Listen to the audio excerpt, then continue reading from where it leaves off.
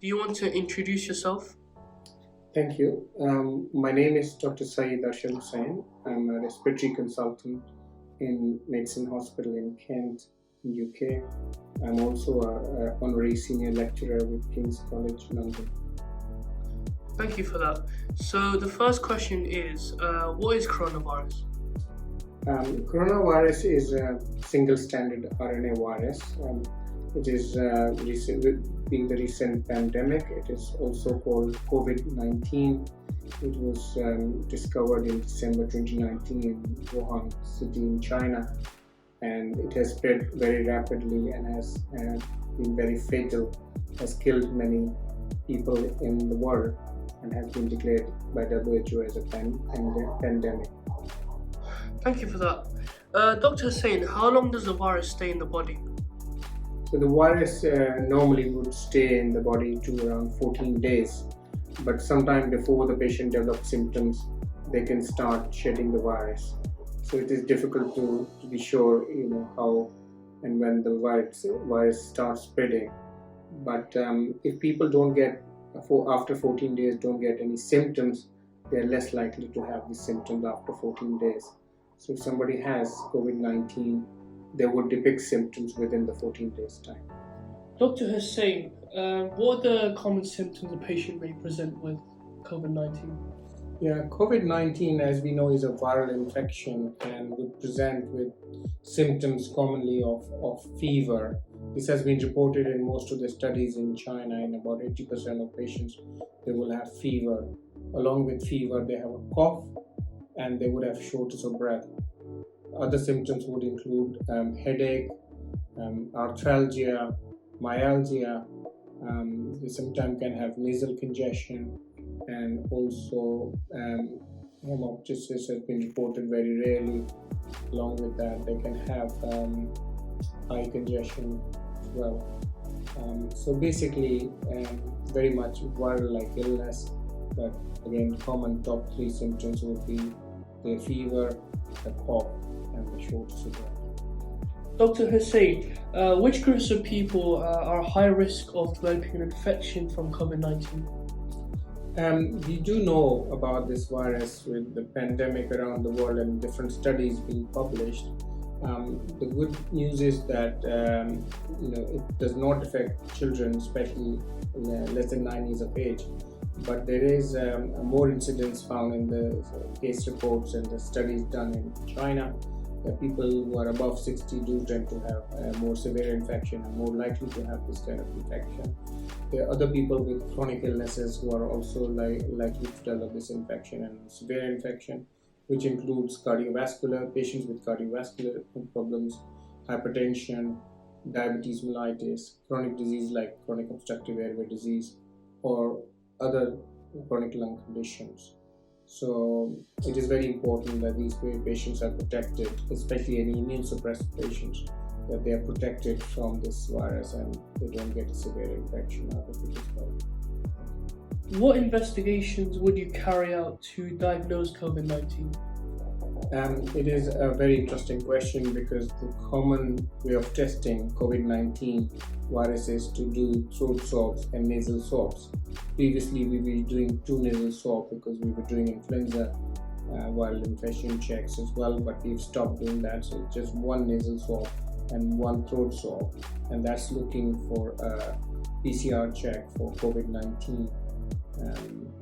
Apart from that, the COVID-19 patients do present commonly with bilateral or unilateral pneumonias into the hospital, and hence sometimes CT scan of the chest is a very useful investigation to pick up these cases because they would show usually ground glass bilateral patchy shadowing on the CT scan.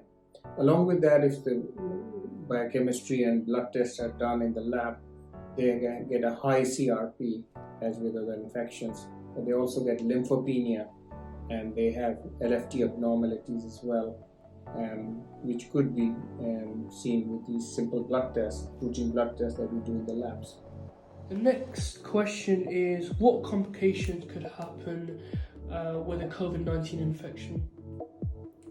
Yeah, about 80% of patients remain quite asymptomatic or have very minimal mild symptoms. But there are about 14% of patients who would develop more severe complication, which includes hospital-acquired infections, as I said, bilateral pneumonias, nosocomial infections, or they could develop other complications like renal failure, myocarditis, and also septicemia. They can sometimes develop ARDS, and when they develop ARDS and septicemia, they're in the category which is about 4.5 or 5% of these patients who develop very severe and life-threatening condition.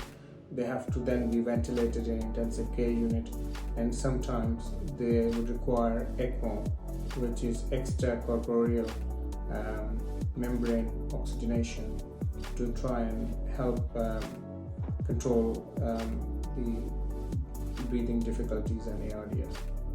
Thank you. The next question is, how is coronavirus most commonly transmitted?